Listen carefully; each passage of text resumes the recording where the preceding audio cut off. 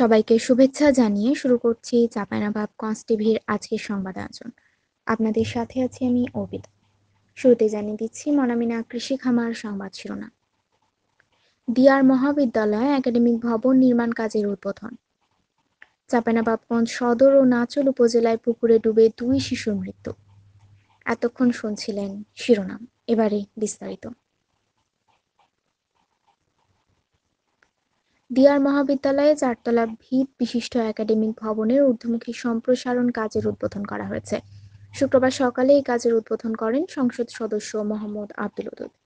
এ সময় দেবীনগর ইউনিয়ন পরিষদ চেয়ারম্যান হাফিজুর রহমান, দিয়ার মহাবিদ্যালয়ের অধ্যক্ষ মোহাম্মদ সাজেমান আলী, শিক্ষা প্রকৌশল অধিদপ্তর চাঁপাইনবাবগঞ্জের সহকারী প্রকৌশলী মোহাম্মদ আসাদুজ্জামান, জেলা আওয়ামী লীগের উপদপ্তর সম্পাদক মনিরুল ইসলাম সহ গণ্যমান্য ব্যক্তিরা উপস্থিত ছিলেন।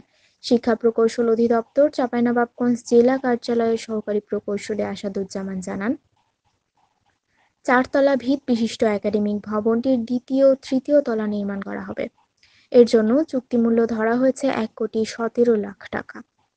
দিয়ার মহাবিদ্যালয় চাঁপাইনবাবগঞ্জ জেলার সদর উপজেলার 8 নং দেবীনগর ইউনিয়নের 4 নং ওয়ার্ডে ইউনিয়ন পরিষদের পশ্চিম পার্শ্বে ছায়াঘেরা আম্র কাননে মনোরম পরিবেশে অবস্থিত।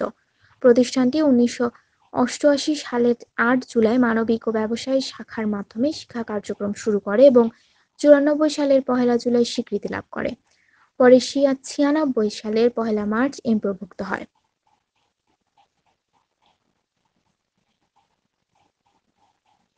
পৌরসভার উপর রাজরামপুর কুমারপাড়ায় ও নাচল উপজেলায় কাজলাই পুকুরে ডুবে 2 শিশুর মৃত্যু হয়েছে।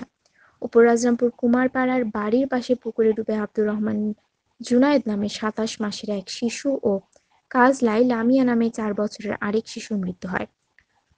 গতকাল শুক্রবার বিকেলে ও ভোরে এ দুর্ঘটনা ঘটে।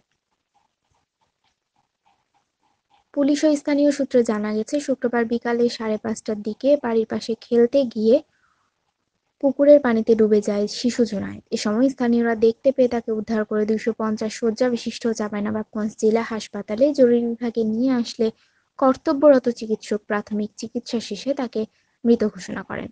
মারা যাওয়া জুনায়েদ উপরাজরামপুর কুমারপাড়া জহুরুল ইসলামের ছেলে।